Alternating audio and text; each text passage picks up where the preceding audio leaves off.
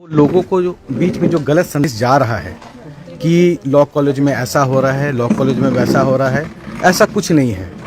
सब परिवार एकजुट हैं, सारा परिवार एक साथ खड़ा है, चाहे वो टीचिंग हो, नॉन टीचिंग हो, और हमारे 4th ग्रेड के जितने भी एम्प्लॉयज़ हैं सब एकजुट हैं। मगर कुछ लोगों के द्वारा इस कॉलेज को बदनाम करने का कोशिश किया जा रहा है, यहाँ तक कि बंद करने का भी कोशिश किया जा रहा है कि ये विनोद बाबू के द्वारा स्थापित कॉलेज है जो 1976 से चला आ रहा है। यहाँ पे गरीब बच्चे पढ़ें, यहाँ पे जो गरीब बच्चे पैसे नहीं हैं उनको फ्री में पढ़ाया जाए। ये सब कुछ लोगों को बर्दाश्त नहीं हो रहा है कि भाई ये मकसद कि यहाँ जो गरीब बच्चे के लिए विनोद बाबू ने जो ये कॉलेज खोला था कि मेरे गरीब बच्चे यहाँ पढ़ें और कहीं बाहर जाने को नहीं आवश्यकता नहीं हो।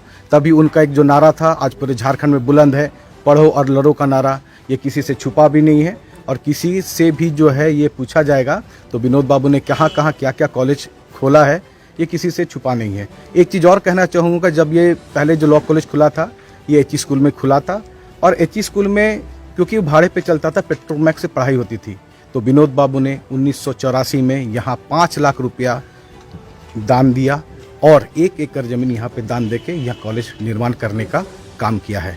और एक भी बता देता हूँ साथियों कि पहला कि इस कॉलेज में ना तो हमें सरकार से कोई अनुदान मिलती है, ना ही यूजीसी से कोई अनुदान मिलती है।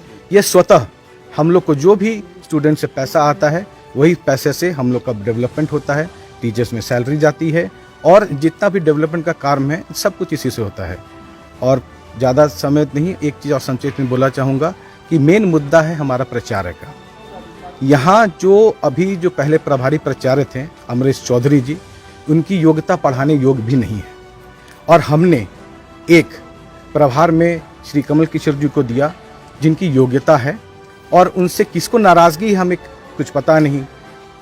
अगर एक प्राचार्य का जो मिनिमम जो क्वालिफिकेशन होता है उसको तो लाना पड़ेगा।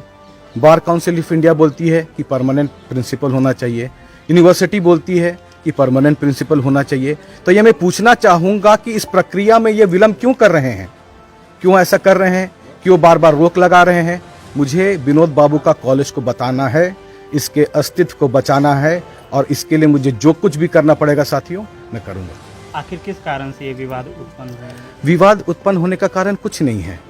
एक ये जाहिर सी बात है कि हमने एक परमानेंट प्रिंसिपल के लिए जो मुझे यूनिवर्सिटी से आदेश मिला कि 10 दिनों के अंदर आप परमानेंट प्राचार्य की नियुक्ति कर हमें सूचित करें।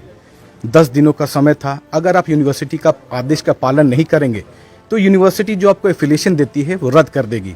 तो रद्द करने पे क्या समस्या होगी, हमारे बच्चे कहाँ पढ़ेंगे, पढ़ेंगे भी तो उन्हें डिग्री कहाँ से मिलेगी।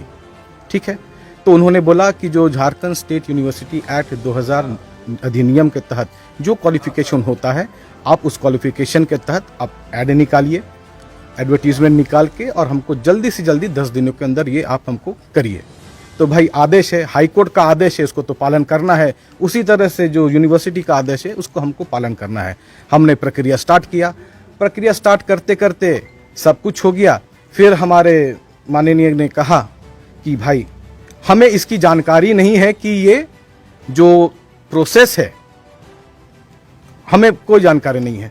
रजिस्ट्रार साहब ने हमसे पूछा कि क्या आपके गवर्निंग बॉडी से परमानेंट प्रिंसिपल का बहाली का ये पास है या नहीं। अगर पास है तो हमको उसका दस्तावेज दें, अगर पास नहीं है तो अब जीबी की बैठक बुला के पास करें। अगले ही दिन मैंने पूरा दस्तावेज दिया और उस दस्तावेज में आपको भी दिखाऊंगा जिसमें माननीय का हस्ताक्षर है विधायक राज, और उनका हस्ताक्षर को भी आज वो इनकार करते हैं कि हमने भाई हमको कोई जानकारी नहीं है। तो आप ये अनुमान लगा लीजिए कि ये कॉलेज को बचाने के लिए कार्य किया जा रहा था या किसी व्यक्ति विशेष को बचाने के लिए कार्य किया जा रहा था या किसी जाति या समुदाय को उठाने के लिए काम किया जा रहा था। ये हम स्पष्टीकरण चाहेंगे उनसे।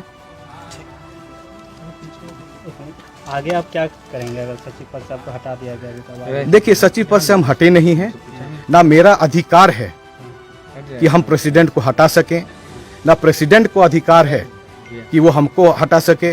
मैं फिर से आपसे कहना चाहूँगा कि हम कुछ भी कार्य करते हैं वो कानून संबंधित करते हैं। हो सकता है मेरे अध्यक्ष महोदय को कोई बढ़िया कानून सलाहकार नहीं मिला है या बिना वो नियम कानून पढ़ के ऐसा वो कार्य कर रहे हैं।